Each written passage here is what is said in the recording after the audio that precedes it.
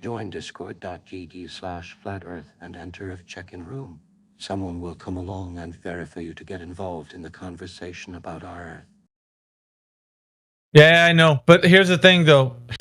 Here's what's going to blow your minds when I say this. What was the first commandment in Exodus 20?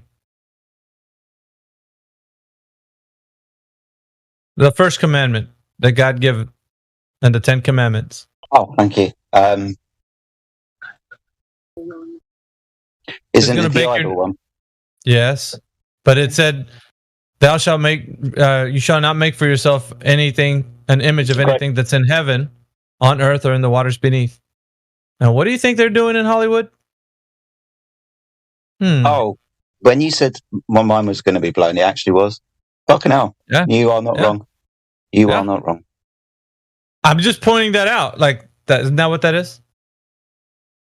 And now here comes the mental gymnastics. Well, that's not what we're doing here. It's different. This is not that. Okay, keep telling yourself that. What did you guys think of his other movie, that Apocalypto movie? Because I personally thought that was a really good movie too, just based off of the sort of message about fear and how fear can corrupt your mind and poison your mind, and you could actually spread that to other people, and how dangerous, Sure. fear is. I mean, we're talking about like a civilization being taken over by a more advanced one, but there's a lot of messages there. I guess you can take away from that. It's very descriptive in a way to kind of get the mind thinking of like times past. And all we can go on is based on the knowledge we have from like stories that have been told. But I honestly believe truth is stranger than fiction. So whatever the case was for history long ago, it's not what we think it is. Because we have like this idea of what history was based on our knowledge of what the reality is right now. But the world before, like antediluvian, like the prior to the flood. So when you think of that stuff, like the world was, and it depends if you even think that the flood is even a thing, the deluge. So before that, the way the world used to be, the earth. I always tell people that I tie it into flat earth being that the reason why we're in this like fight that we are in here, like even I'll relate it to this Discord. The reason why we're even here is because the creator has for himself a people that have separated themselves from the rest of the world. Now we are flying under the banner of truth, right? Which is what the creator is, the attributes of the creator is being truthful, right? So if the truth is of what the earth, his creation, of what it really is, and if we're the ones speaking it, then we are separated from the rest of the people who believe that it's a globe. So it's a battle for the mind that if you believe that the earth is a globe, it's an agenda, right? That's like a poison. And what that does, we can see the effects of that, right? You can see people's minds wither away when they don't critically think for themselves. They just believe whatever somebody tells them. We understand that's an enemy to critical thinking, right? So our fight is on the premise that if we can get people to engage with this part of their mind where they're not lethargic, they're just apathetic, they can actually understand that it's a poisoning to the mind, so we're talking about it in that way here. But it's always been that a fight against the creator. So the spiritual side, because there's a physical and a spiritual side. The spiritual side of this is that it's a battle for the mind, and it's a war that's been waging against us, the people, because there's like another faction that's against us. The faction is the host that fell from heaven. They lusted after the thing that who we are. We're created after the image of the creator, and so the host that saw that they were jealous of us. They wanted to usurp their authority over us, and so they did for a time prior to the flood. Then they were swept away with their children, and along with the people who followed them. So it's a deeper story than just what you might think. It's not just caveman. Now we're not caveman anymore. It's not like that. I think it's more deep. It's more deeper. It's more spiritual. And so now today we understand there's a separation of people that are coming out of this deception, and the deception is it's deep, and we know that the other side, we can understand how evil it is because we can see how corrupt people can be when they are of that mindset. They can be people who kill without any moral thought about it, and they justify all the evil doings in this world. So we are becoming people that don't want that. We want to be people free from that kind of. Yeah, it's like a death cult. Thank you, Jedi. That's a death cult. That's what it is. Absolutely, bro. I'm right there with you.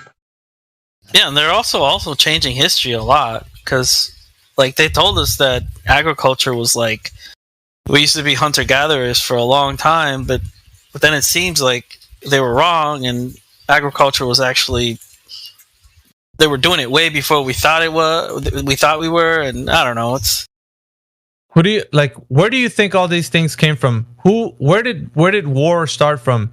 Why do we fight with each other and make weapons and harm each other? I got my hand up, teacher. I know. Yeah. This is the knowledge that was given to us by the angels that fell, right? That's right. That's right. Thank you. Why did they do that? I was asking the same question the other day, but basically to give us the knowledge to destroy ourselves. Right. What did God do to the angelic host children, to their children? To their Does anybody know? Are you talking about how he cast them out of paradise? The Nephilim. Yeah, that's what I'm asking. So the angels' children are the ones that they came down and raped women with, right? So those born of women, or whichever way that they, so those born of women. Those born of women were the children of the children of the angelic host. The angelic host, the children of those angelic hosts became the Nephilim, the giants of old, or renowned men of old. Let's say they're the ones that you hear stories of and such. And so, like these guys, at some point prior to the flood, they were in a great battle that before the flood came. There was a great battle between all the children of the angelic hosts, which he pit them against each other and he made them destroy each other. So he made the angelic hosts watch while their children destroyed each other. And that's what God had punished them with.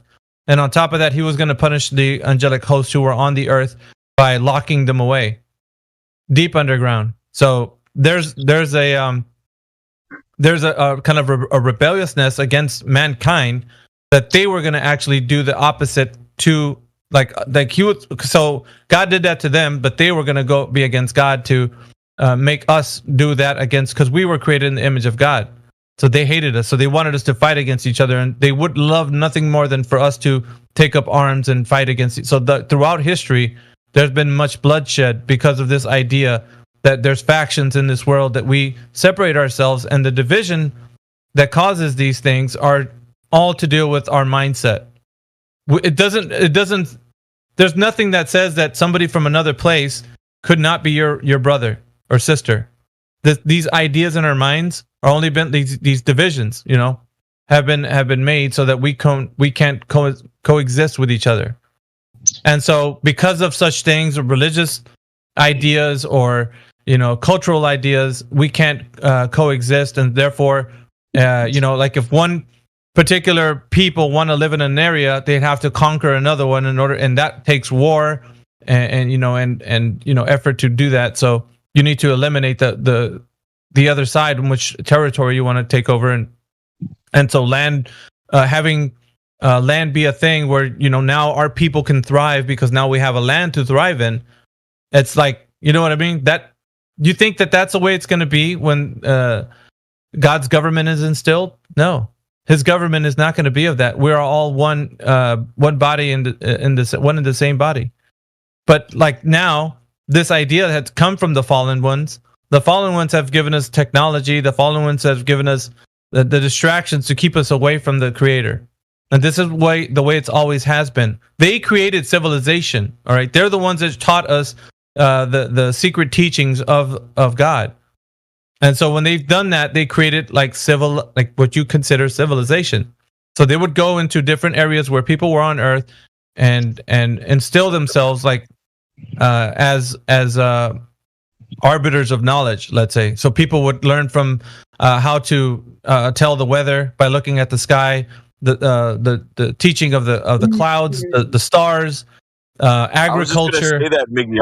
I just wanted to jump in and add to the fact that they knew how the clock worked above us, right? How all that worked. Yes. So they knew when certain stars were going to align and when in eclipses, and they used all that to manipulate people. Right. So here's the thing that you don't understand the scope or the grasp of all of this. And my studies and what I've led to, you can just think about this and maybe search for them yourselves. But it's not just the angelic host that fell to the earth, but also the ones that are still up in the sky. The ones that are called the wandering stars or the planets were also worshipped as gods. They knew that they were going to be, so they were in collusion with the fallen ones. The fallen ones have them alongside them. They also are in the heavens deceiving mankind. So they're also used for astrology. They're used for wicked things, And so these wandering stars or planets are also in collusion with the fallen ones. They're all working together to deceive mankind. And so the star that was above Yeshua's, over Bethlehem at the time, the wise men were following. They wanted Jesus's place to be known. They wanted him to be destroyed. So why do you think there was a bright star kind of living like an arrow pointing straight down? Like, here he is. He's right here. He's right here, guys. Come and get him. And it's unmovable, right? It doesn't move. This is one of my favorite Mayhem stories. Sorry, it's the Star of Bethlehem story. I love it. It's awesome. Sorry. People associate the Star of Bethlehem with a good thing. It wasn't. What planet do you think it was that was above Bethlehem at that time? I want you guys to research this. What was a star that was above Bethlehem at that time? That was the brightest star in the sky. I think I remember the answer, so I just keep it to myself. Yeah, I want to see if people can find this out. Yeah. You guys can do the research, but yes, thank you, Flatsy. Flatsy found out. But yeah, so if you look in the live stream voice text, she has the answer. Now, these wandering stars have a fate the same as the angelic host. In the end days, when the judgment comes, there's a scripture in the Bible that says even like us, God's chosen ones, are going to be judging angels. Well, the angels are not just one type. They're not just like, people with wings. They are also like the host that you see in heaven. So the ones who colluded with the fallen ones. And so like this also means that those wandering stars, even to this day, are deceiving mankind. Because when let's say like fortune tellers, palm readers, like anything that tells you your future, that's not a good thing. Like prophecy, however, is different. A secret knowledge that's given by God, that's given to the people, is different than somebody who asks for what their future is going to be so that they can, I don't know, find out if their husband or wife is cheating on them. Whatever the case is, that's inherently evil. Like you're not supposed to. Yeah, go ahead. I just want to ask you a question about, you were saying the star over Bethlehem, because I got confused and I was thinking of the North Star. I thought the Polaris was that star. No, and then because I always thought that made sense, as that was the the symbol for Yeshua, and that's why I thought it makes sense today, because it doesn't move, right? It's fixed in a spot and it's there to help guide us. Right. Around, no, I can see. Around. Yeah, I can see the comparison you made there. Yeah, I can see the comparison. But what star was it? Did you find out? No, I'm on my phone, dude, so I can't. If I log I'll tell you. I'll tell you in just a minute. I don't know if anybody else wants to chime in. Filatzi Klein gave the answer in the live stream voice text.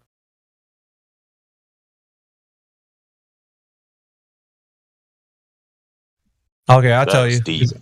Yeah, it's Jupiter.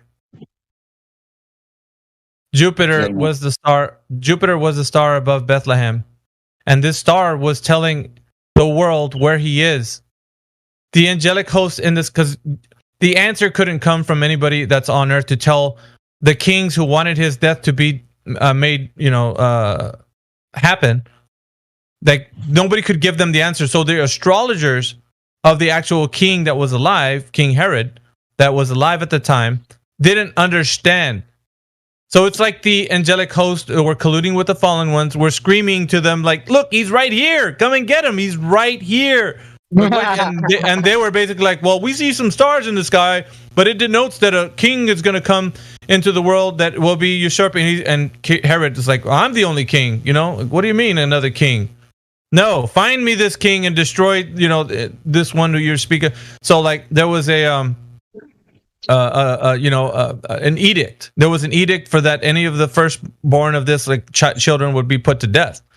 So the edict was put out to we're gonna slaughter this would be king to come. So the angelic host Jupiter was like with the arrow pointing straight down, but the only people that could understand this were the three wise men. They were astrologers. That's why they were considered wise. Okay, so they wanted to just come see the king because they understood this, and their travels were because they wanted to find out where he was. Now the idea that there were three wise kings, there's no idea that supports that in biblical reference. However, there is a reference to say that there were wise men. Okay, so whether or not they were kings or that how many of them there were, that's not denoted anywhere in biblical reference. All we can know is that there were some people that understood that he was going to be born, and so they were following the star, which is Jupiter, because they understood astrology. Right? They were the ones with that knowledge, so they went to the kingdom where Herod was and asked him, some questions about it. But they were on a mission to look for him. But then before then, I think an angel intervened and told them about what's going on. So there was a bit of intervention on God's side so that they wouldn't let Herod know where he was. But they did want to go see where Yeshua was because of the star, Jupiter. So Jupiter's mission to denote where the king was thwarted. They didn't find out. So, as you know, because Yeshua lived. So, I don't know what you guys think about this. Is this is crazy. Documentary on this. Yeah, this is crazy because a lot of people don't have never looked into this story. They don't know the implications of the spiritual side of what the battle that you and me and everybody in this chat room are in right now. They think it's all to do with ideas of science or not science. It's way, way, way deeper than that. I mean, this is a battle of that humanity's been struggling with throughout time. You're just caught in a little piece of time right now. This little piece of time that you see. Yeah.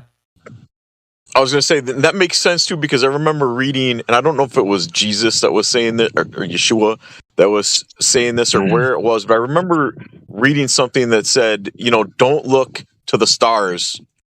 Correct. And don't, it basically meant don't turn to the stars for help or guidance in any way. And that would make sense. Why? Because they're a part of the deception. They are.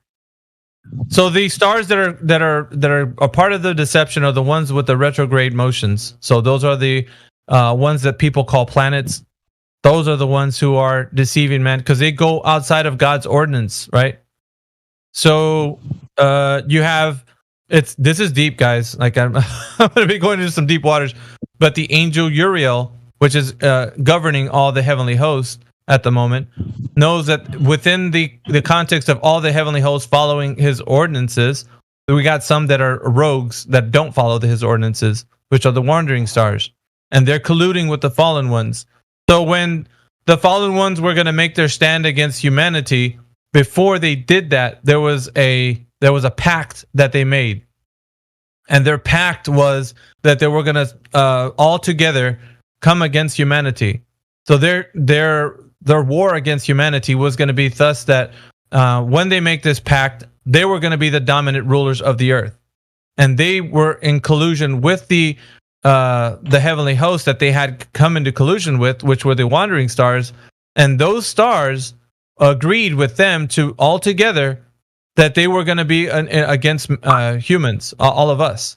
So when they came down to earth, right, they instilled themselves into different lands on the earth, and they were viewed as gods among men. And so because of the things that they did, the people worshiped them as gods on earth. So the creator was not worshipped any longer. It was the people or the angelic hosts who were here. So the ancient alien ideas of great megalithic structures were starting to be able to be built because they had secret technology. They were creating civilizations. They were creating ancient knowledge about like how things work.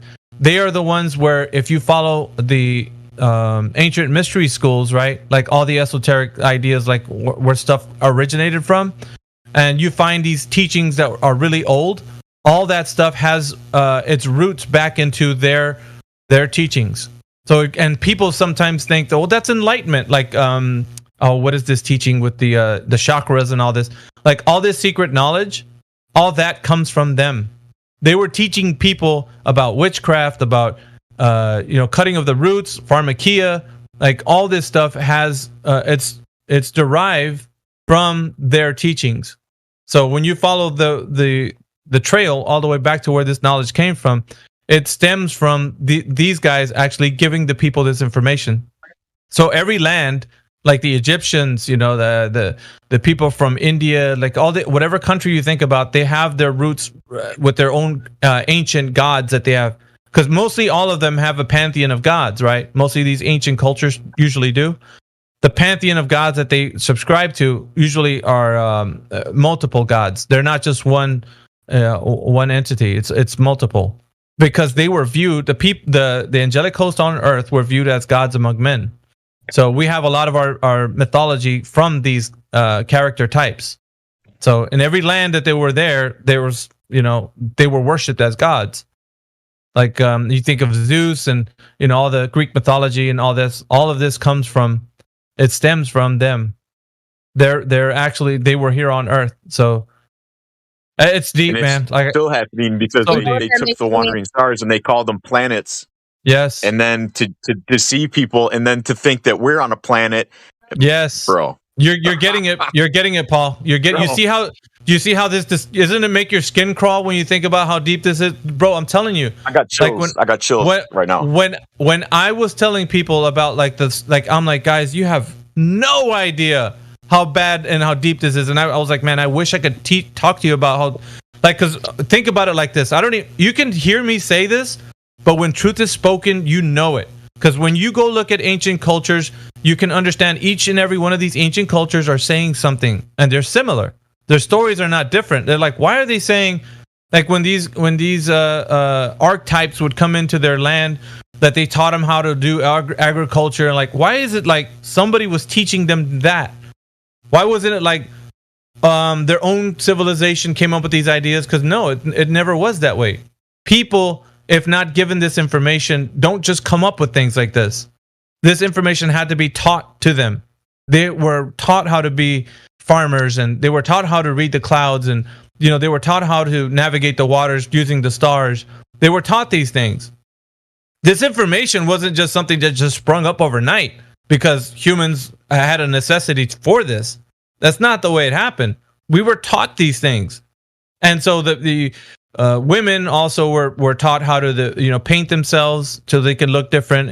This tradition was something that was passed down by the angelic host because they wanted women to look a certain way to adorn themselves. And I'm telling you, man, this is all rooted in their teachings.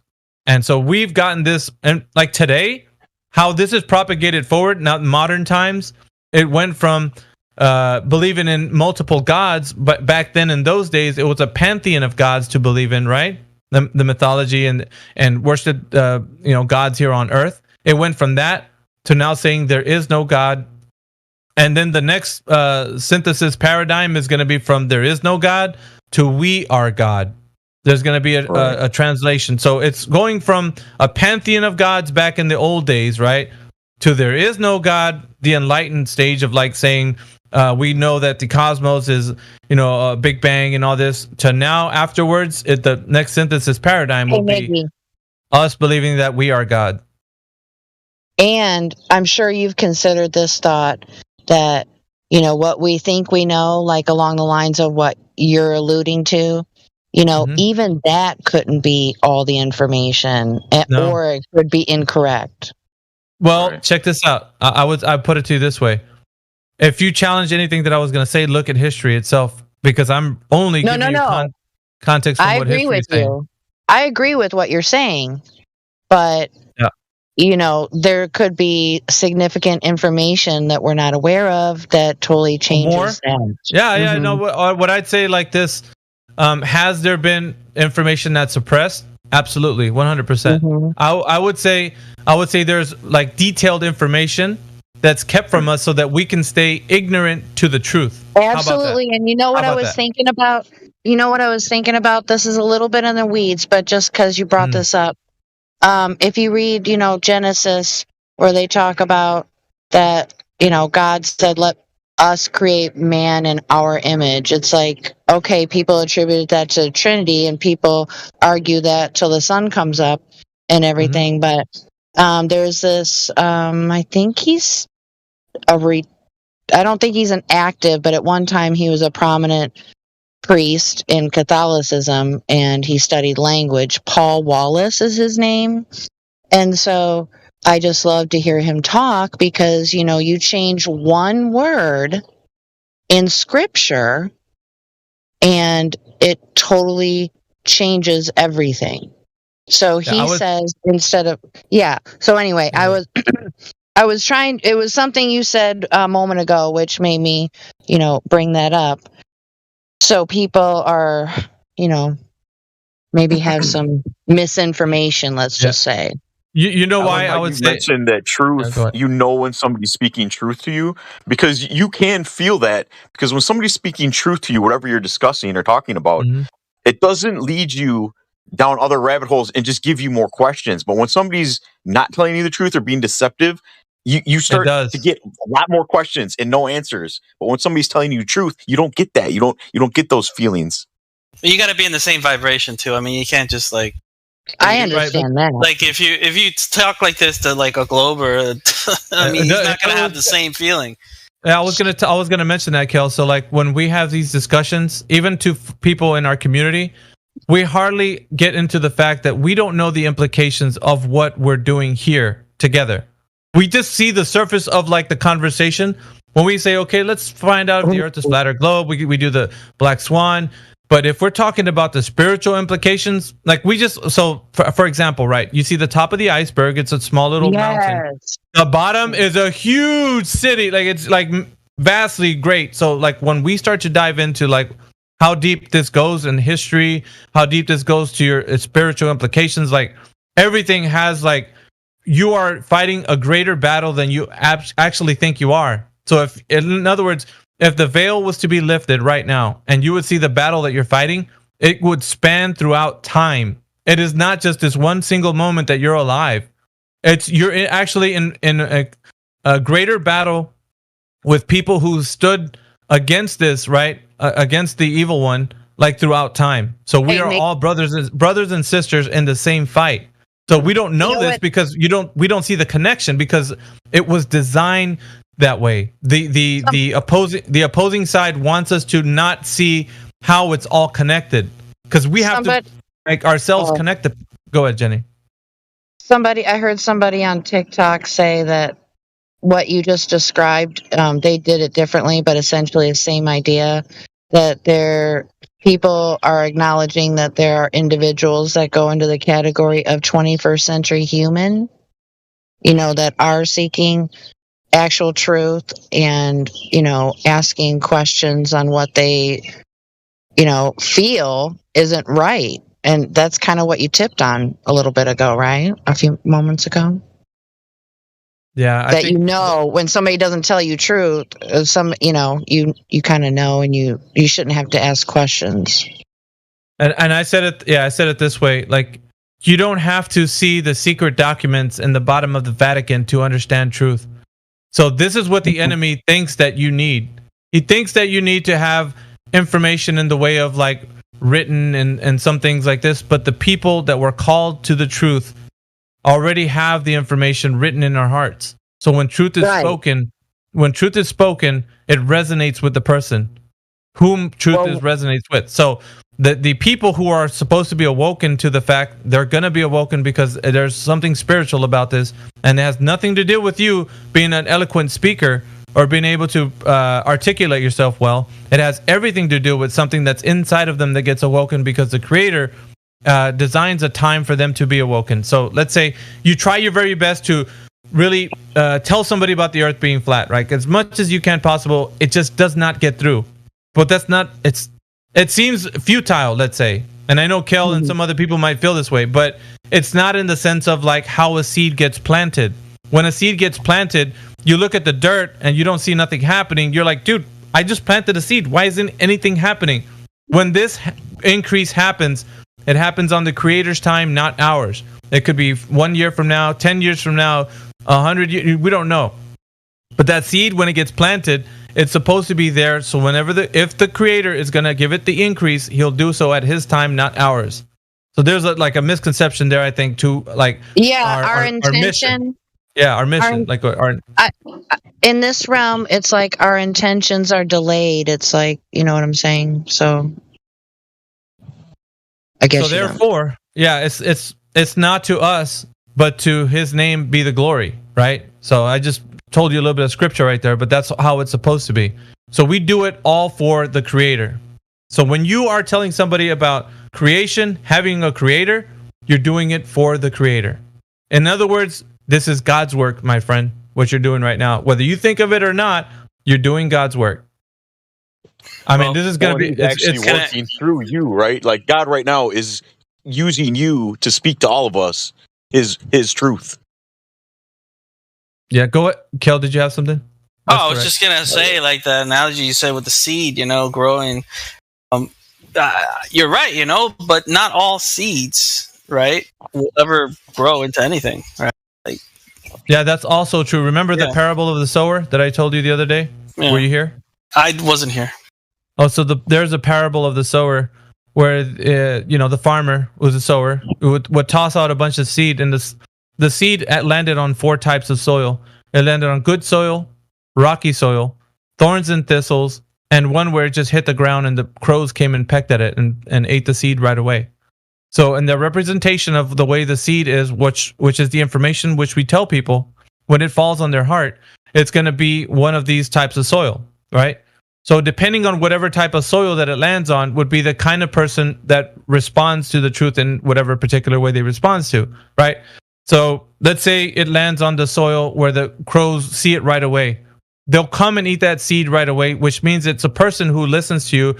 Nah, dude, are you kidding me? Flat Earth, get out of here. I don't want to hear this anymore. Just don't talk to me about it anymore. And they just run away. So what happens with that truth that lands on that soil, the crows represent those thoughts in their mind that the evil one has already placed in ahead of you, so that whenever that they start to think about the thing that you're telling about with truth about the shape of the earth conversation, they'll be robbed of it right away. They'll never even think about it twice.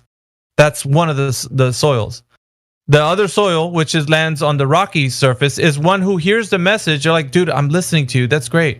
And all of a sudden, the roots that grow down into that soil hit the rocks. And the rocks doesn't let the roots grow into more information, so they get stifled. They're like, dude, I'm just hitting a brick wall. I don't know. This not making any more sense. Like, to a certain extent, you're making sense, but it doesn't really sound like I could go with this, man. So, I just can't get with it. Right? That's another heart. So the other, the one that lands on the thorns and the thistles is the one that actually gets down into the roots, and they understand everything you're saying, and they can go along with it. But the worries and the cares of the world choke off the plant, so that they can't focus on it. So it's like, oh, dude, I would love to get involved with you with the Flat Earth, but I got bills, dude. I got family. I got way too much stuff going on, bro. I can't deal with all of this. Like, so the worries and the cares of the world choke off that. The plant, so it doesn't grow, right? So you think about those 3 types, and then you look at the good soil. The good soil, when the seed lands there, it grows its roots and it's able to sprout up and becomes you and me. You and me are the ones where the good soil lands on, and we persevere. It doesn't matter if whatever comes forward, no matter what rain, wind, it doesn't change our position, because we understand that we're rooted with the roots growing down into the soil. In good soil, that means that the foundation of our knowledge is rooted in a good place, so it doesn't get moved. That was beautiful, bro. That was beautiful.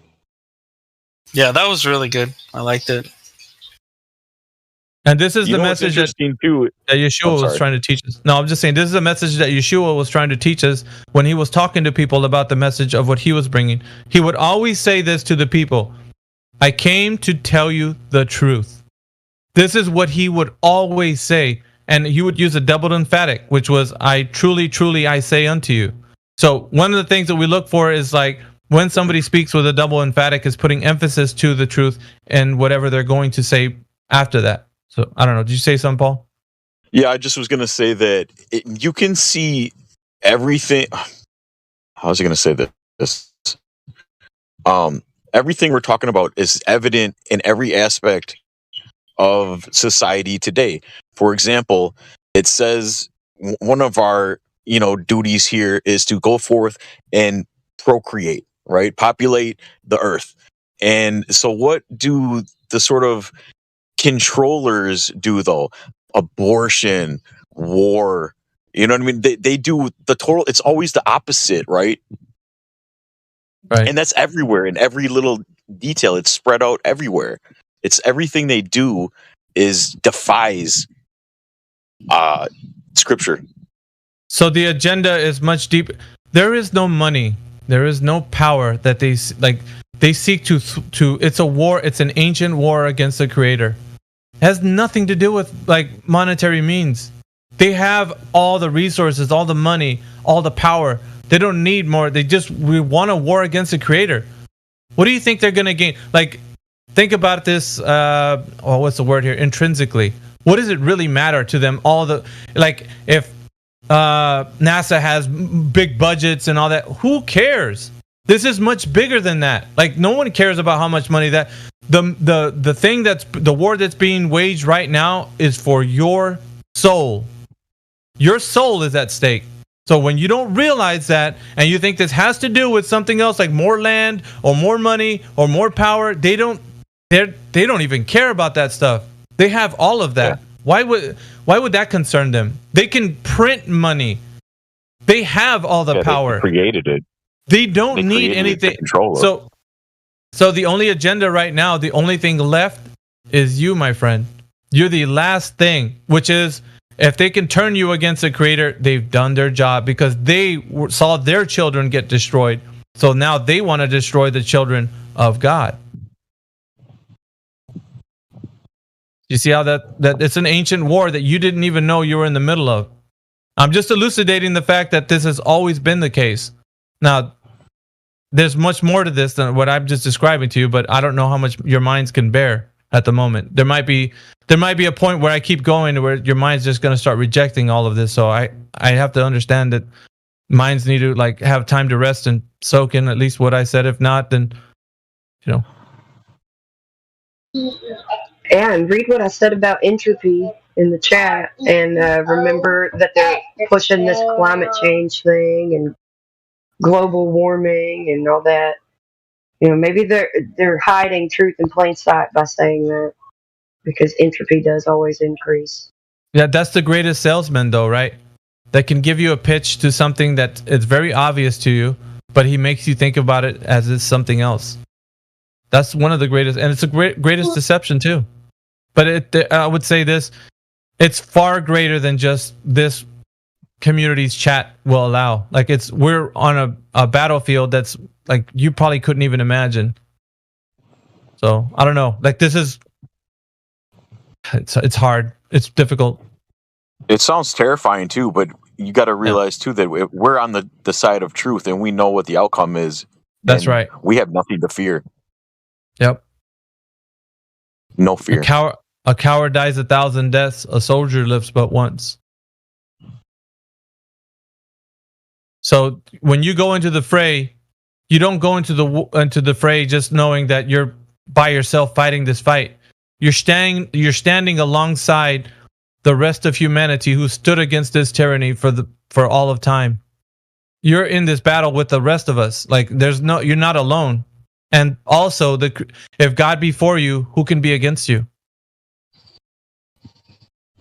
Yeah, those words are so true too. I bet all of us in here at one point in time in our life were in a situation where we were scared of a confrontation and we backed down, right? We didn't stand up for our belief or ourselves. And then throughout the rest of our life, that sticks with you and kind of haunts you.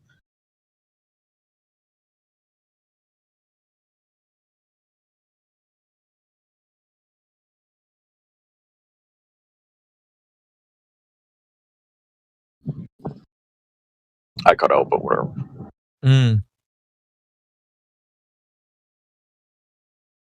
No, it's great, man, because like we're all flying under the banner of truth, and it's even you can see the how people are drawn together with truth, right? It doesn't matter what religion, what culture, none of that matters when we're flying under the same banner. You can see that this chat is evidence of that. Look at how we're gathered together under the banner of truth. Isn't that crazy? Like the thing that unifies people is where we can all stand together is the truth. How amazing is that? You guys will never like contemplate that? Like think about how amazing that is?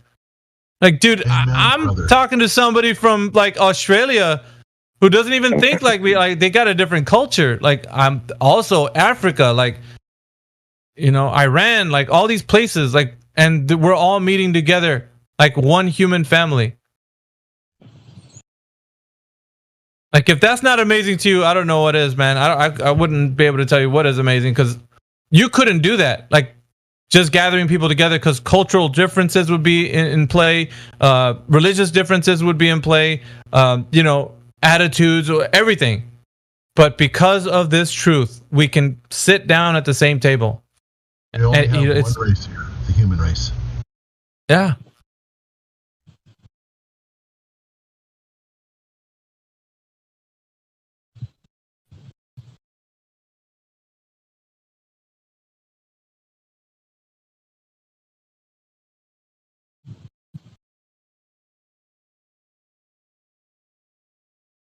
I mean to cut you off there, Mayhem. I was in the middle of eating my lunch here, so I figured I'd speak for a moment, but I'm going back on silent. Yeah. Is he a little low for anybody? I can really hear him. Oh, Wave Mixer? Yeah, I think he's on his lunch break. I hear you, Wave Mixer, but you are coming a bit low. But I guess that's fine because you're using your Bluetooth or whatever. Actually, I'm using a cheap little webcam that's got a built-in microphone. I got to get real close to it, I guess, for you to hear me. Right. Yeah, critical inception. Yeah, I could see where you're coming with that. Like that, people do say that. Like, why are we so focused on flat Earth? Like, if you're a Christian, you shouldn't be talking about this. You should be focused on the death, burial, and resurrection. You know, focused on. But that's exactly what somebody who's been deceived would say, because they don't want to talk about truth about God's creation. And then we talk about, if you really want to get into that, like that's pretty simple from a perspective of somebody that's preaching truth on the the Christian side of things. Like those guys, they want to wag their finger at a camera and say that how stupid it is to talk about flat Earth. Like Steven Anderson, he's one of those guys. And to me, it's blasphemy. It's like, how dare you speak against God's truth? His creation speaks for itself. You don't need to tell me about that. I can go out there and see for myself. The necessary antecedent for creation is a creator, and it's not what they're telling us it is. So you believe man over God. You're the one that believes that they sent people to space and the ideas of planets because some people who consider themselves to be scientists are telling us these things. You're the deceived one, not me.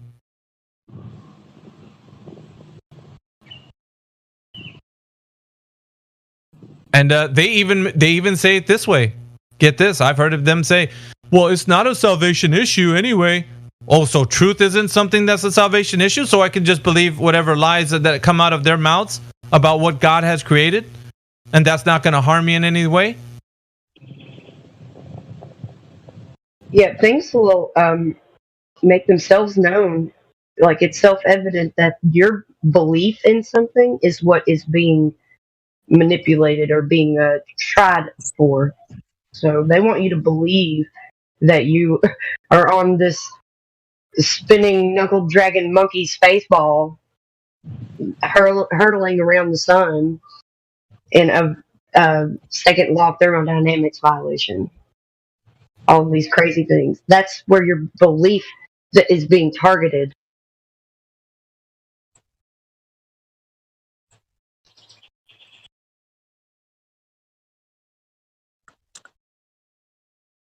Yeah, it keeps us out of the actual war that we should be fighting right here on Earth.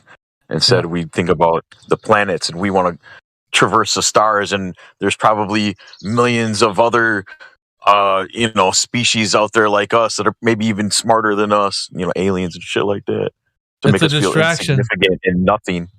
Yeah, it's such a distraction. It's a distraction, and everything that the enemy has put in front of our way, he uses it to distract our minds. We're the complete opposite of insignificant. Right. We're the most important thing here. The most important creation on this earth. But why do you think there's war against us? Why is it targeted against people? Why are we fighting amongst each other? Because of our mindset. We've been taught to believe that. Well, when man was created, the heavenly creation bowed down to Adam and Eve, and there was one jealous one that spoke out against it, and others followed.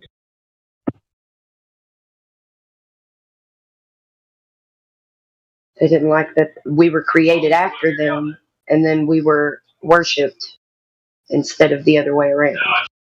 All right, so think about it like this. I'm going to give you something that's truth. Our fight is not against flesh and blood, but against principalities, against powers, against the rulers of the darkness of this world, and against the spiritual forces of evil in the heavenly places. Why is that so important? That's right. Because it's the truth. For our fight is not against flesh and blood, but against principalities, against powers, against the rulers of the darkness of this world, and against spiritual forces of evil in the heavenly places. So you're saying our neighbors, other men that aren't on the same path as we are right now, they're not our enemies. Is that what you're trying to say, Mickey? That's correct. What is the enemy here? In the flat earth, what is the enemy? Is it the numpty that doesn't know that the earth is flat? No, it was the corruption of his mind. That's it. You got it, man, the first time. That's it right there. Yeah. That's what we're fighting. That's what we're fighting. You mirror that back to them and see if they can see the absurdity. And we can see it clear as day. We can see when they come in here and they're lying and they're just trying to grab at straws at anything, like saying that space-time is real. Come on. Mirror that back to them. Make them see themselves in that absurdity. Do you it's see so now? hard too, because they don't realize that we're doing it because out of love. I know. I know. And then you get mad and you yell at them and call them names because you just get so damn frustrated. Well, but check this out, right? So if that's the case, then the person themselves, they can, go away and believe that the earth is a globe and never come back to this forum. But why do they keep coming back? Because they know something's wrong. Yes. That's it, Paul. We're not making them come back. They want to come back. So we're fighting for them, and they're trapped inside their own mind. And they keep coming back because they're like, something's up. Something's not right. So the inside of them is fighting, but they're the agenda that's overtaken their mind, like the parasite, if you want to call it that, the mind virus, that's what's overtaking them and not letting them think clearly. So we're fighting the mind. Themselves. Yes, and we're trying to help them. In essence, which is what we're trying to do. So it's a spiritual battle that they're dealing with, but we're doing the best we can on our side. They have to actually destroy it from the inside out, not from the outside in. They can hear what we're saying as somebody trapped inside of a cell door. They don't know they have the power to break through. They think that we have someone else has the key to unlock this prison. It's not. It's them. They've always had it. And we have no agenda. We're not profiting off this or gaining off this. Other than just to help our fellow man. That's it. But what are we doing it for? Remember, the ultimate goal Creator is right. Because it doesn't benefit us if somebody understands that this is a created place and there is a creator. It benefits the creator. We're bringing a mind back from... He's giving us the tools to do that in this fight. He's given us eloquent speech. He's given us different personalities. He's given us like brotherhood, sisterhood, like with amongst each other. And with that, we stand together and fight. And we fight like hell because we know that every single day that you do this, whether you think it makes a difference or not, you're planting a seed. Just like the sower is. Can you see now? Absolutely. Sometimes I think about all the people that have come and died believing that the earth was a globe. I hate that. Well, use that and turn it into your passion and zeal moving forward. Well, at least it's only been prominent for about 100 years. I mean, it's been trying to be pushed for a couple thousand, but it really took off like about 100 years.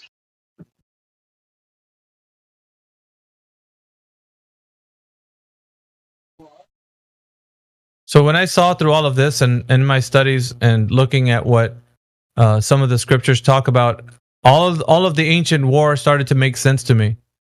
I saw throughout the scriptures like pieces of like what was being said with truth and applying it to like the reality of the situation that we're in.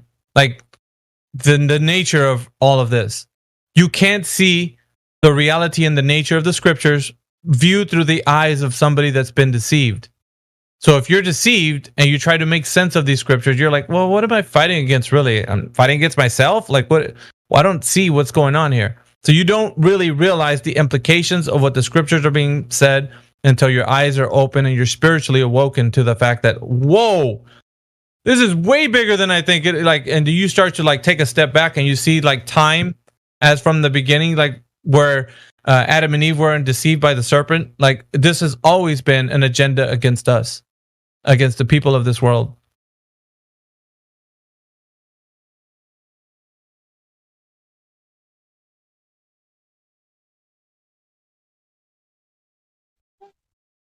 Just some That's thoughts one of the anyway. reasons too why I don't get discouraged anymore with the idea that there's never going to be. I don't think there's ever going to be really a mass awakening for our movement to where it will actually change. Because I think this is always how it's been here since the beginning. There's always been this battle, this struggle, and it's always going to be this way, until the time is up and it's time for the king returns. Until the king returns. When he returns, his government will be instilled and there will be no more because right now like the way it stands is a counterfeit government that's instilled right now is the fallen one's government until the king returns, and when he does, he's going to instill his government on earth. And there's a lot to there. I'm going to get too far into this. Like people are going to have more questions and disagree and all that kind of stuff, so I'll just stop there. I think too that it's part of that. The reason why that is too might have something to do with maybe what's next for us to go through this and awaken to it. You know what I mean? And then be in the position we are now to be awake and be aware of all this. I think that's part of the struggle too. That's like an important step for us for some reason. Can I ask Mayhem a question? Yeah, sure, man. Yeah, I mean, this might sound a little ignorant because I'm not too well versed in this topic, but I mean, why? God is all-knowing. God is all-powerful, right? If he wanted to, he could probably stop all this from happening, right? Is he? What do you think? Why he's allowing all this to happen? Is it because he's just waiting till like it gets to the point where there's no way to reverse it, and he has to come down and save us? Or is he trying to give us the opportunity to save ourselves? No. What is please enlighten me. The ability to be rescued from this corruption can only happen through divine intervention. So the awakening, like that I was talking about earlier, only happens when you are awoken to the fact that you understand now that you've been lied to, let's say. Otherwise, the deception couldn't be made known to you, right? So from the creator's perspective, he's giving everybody a measure of this, from the sense of like saying, okay, I'm going to have a time where I'm going to read some things and find out if this is true or not, or just look into this. And so when that awakening part takes place, you will then understand, like, because you can't really do that, right? You can't comprehend truth at the point you're at right now where you don't have knowledge, right? But when you have this understanding that surpasses all knowledge, like there's something that happens that you're like, whoa, I get it now. You know what I mean? Like that eureka moment that some people have. Like, so he's given people this. So he is involved in a way. Like you might think he's not, but he is involved. So his involvement is having that awakening in everyone. So we are, how can I put this? People who are awoken are, I wanted your mind to think about it in a way, like we're fragments of him. Like the truth is a piece of who he is. That's his invisible quality that nobody really can understand. But when you start to say, like, I don't know why this is truth, I just know it is, like you start to realize that that's a piece of him. That truth that surpasses all knowledge, that's him. That's his awakening to you. So you become a part of him and a part of truth, which then in turn you become against things that are deceiving people. So you are, so what it is like we are all parts of the same body, right? But that body has one head. That one head is the one who led us out of this bondage. The bondage that you're in right now, and the prison that you previously were in, where it was in a deceived mindset, right? So this spiritual battle that's been waged throughout time has been like a calling on his people, on the people who would gather together and be a part of him. So that only happens when he calls on your heart, on your mind, to be awoken and to the fact that, you know, what truth is and so on. And so you then become, you know, a part of him. So you start to recognize truth when it's spoken. Whereas before, if somebody was to tell you, well, how do you know the earth is flat? You could just look at it like a globe. You could be like, yeah, it could be a globe. And you go right back into it. You couldn't discern truth. Now you can see there's a distinct line where somebody says, hey, the earth could be a globe, man. You're like, absolutely not. It is not a globe. There's no evidence to lead us to the case that it is, right? So you have this awakening. So he's actively in everyone awakening them to the fact that, to the truth. Can you see where I'm going with this, Kel? I don't know if you understand what I mean by his involvement, because you're saying that he left us like orphans, you know, to fend for ourselves, and I'm telling you, he didn't. He's given us this. He's given us the Holy Spirit, because in Scripture it says, on the last days he's going to pour out his Spirit amongst people, and that Spirit is the Spirit of truth. Okay, so when you're awoken to the fact that you understand this deception is happening, you're drawn into the truth. And so when more truth is spoken, you're drawn in closer. It's like you keep getting closer and closer and closer. And so wherever you started from, let's say you were, I don't know, atheist or whatever, and you're now of the mindset that the earth is flat and stationary, and that there is a necessary antecedent for that as a creator. Well, that's one step. The next step, who is he really? And you start to draw closer and closer, and you start to be like, oh, I understand now. I know that what you just said, it sounds exactly like his invisible qualities, his divine nature. And then the next thing you know, you're really close to him. So it's a drawing near. That's what it's called in the scriptures. It's a drawing near to the creator. So he's given us this information in the world to understand that what his nature is, and we draw near to him.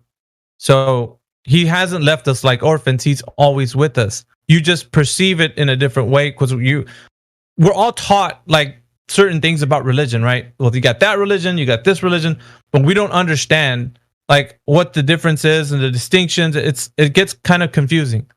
But truth is not, right? If I tell you, go out into the world and tell me if you see a globe, a cube, or whatever, right? You could only tell me what you see based on the evident nature of the earth being displaying to itself to you, right? That's just what you see, and your senses are telling you that.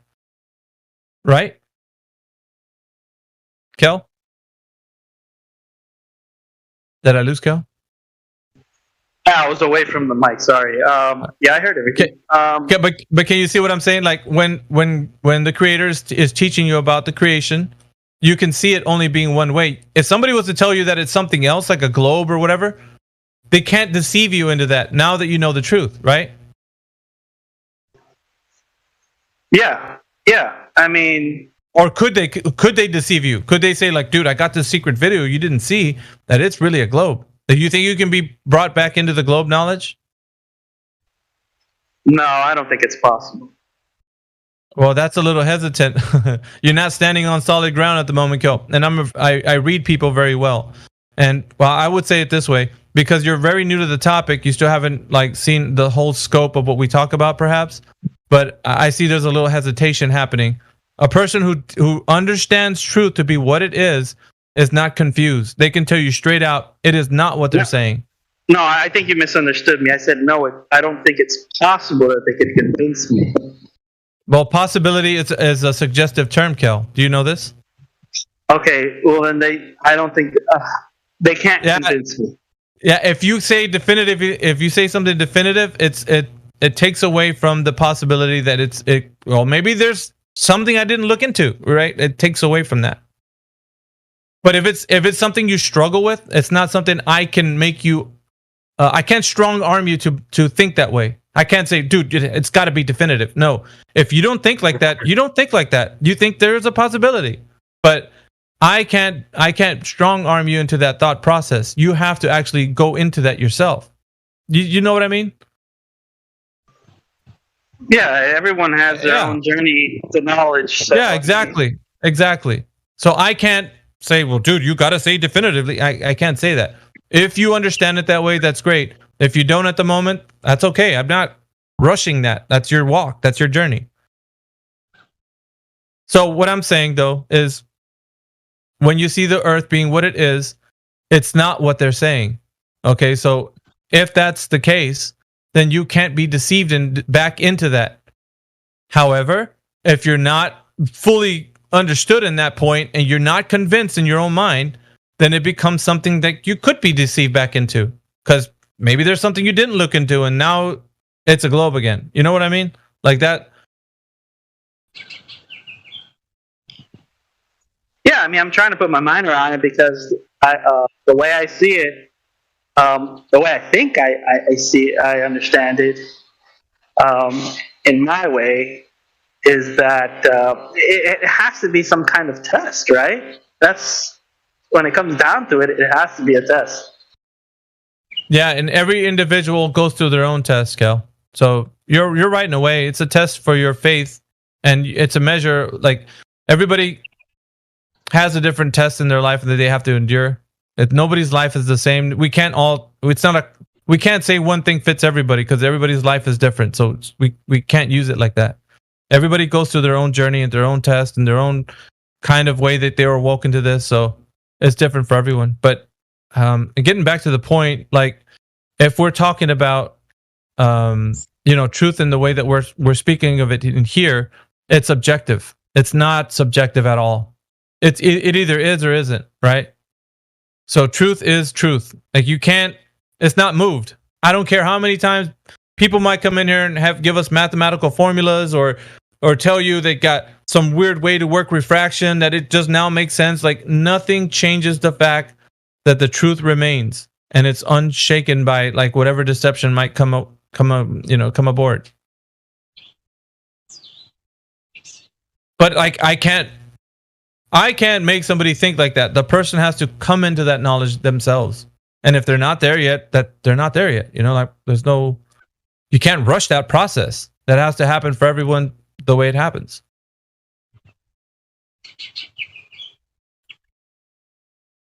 I would describe that too. When that does happen, it is a religious experience. It is.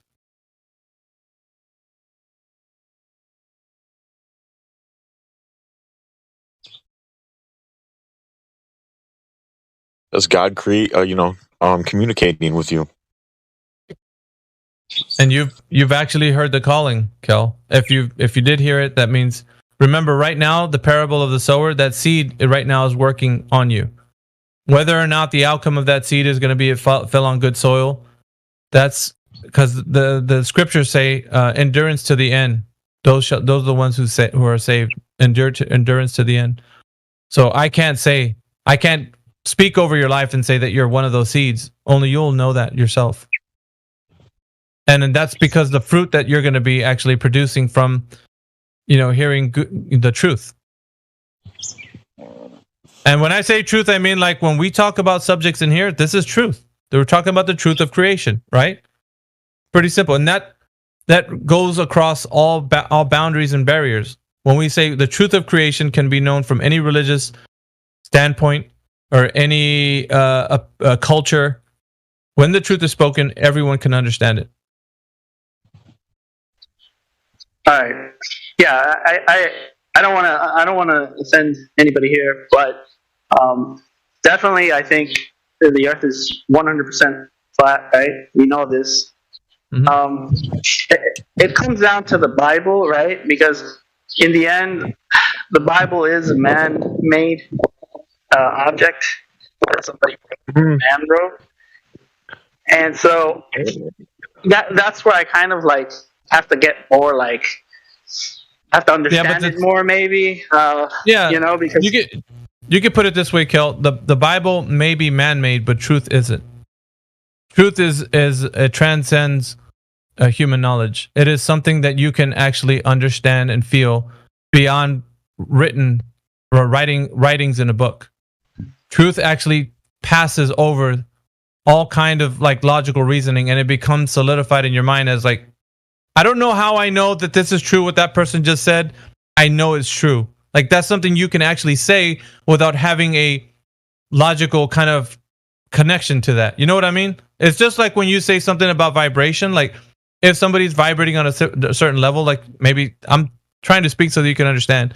Like if they're vibrating on a certain level and they're vibing with what you're saying, they're like, yeah, I can get with that. Like, because but that's not truth, but I'm saying when truth is spoken, it resonates with the mind and with the heart, and it's like you can't refute it. Like if you try to in your mind, like how can I come against this? This is truth right here.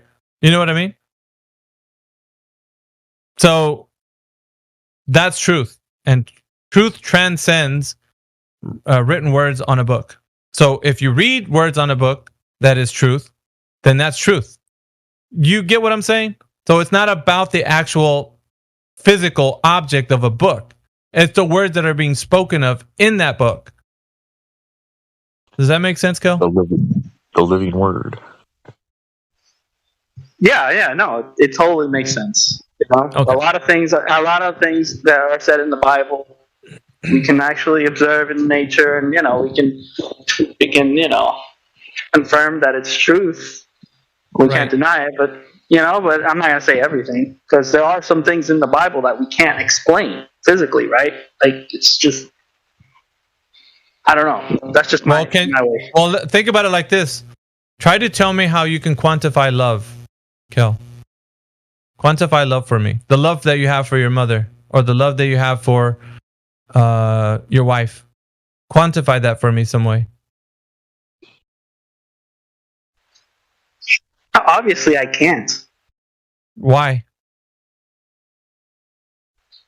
Because it's not physical. But you can tell me that you do love, right? Yeah. Is that true? Yes. Okay.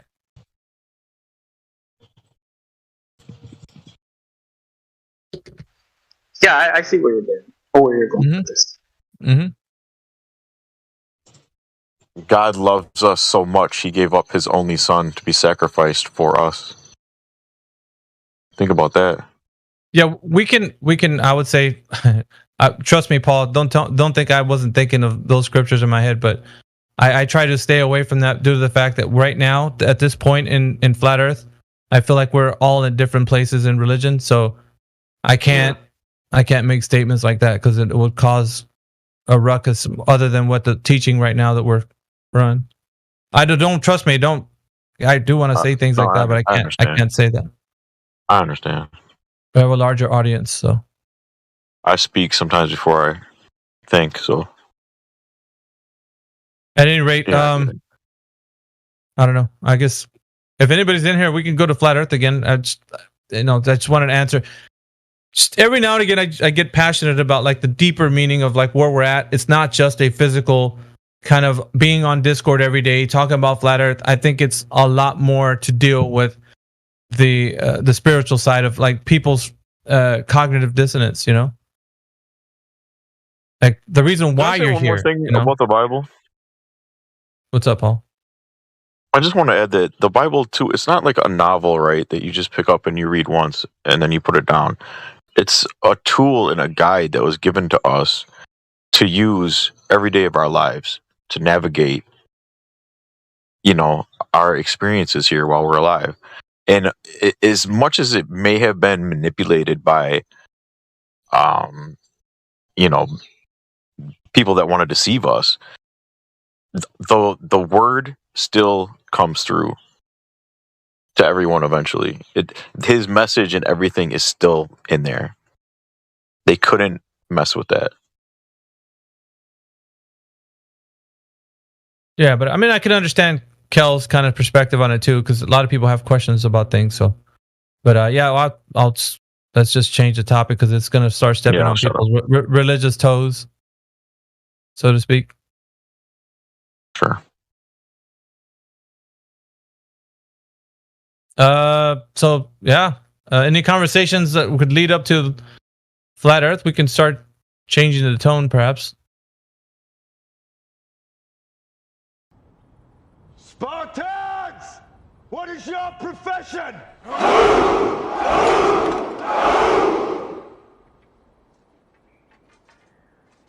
See, old friend, I brought more soldiers than you did.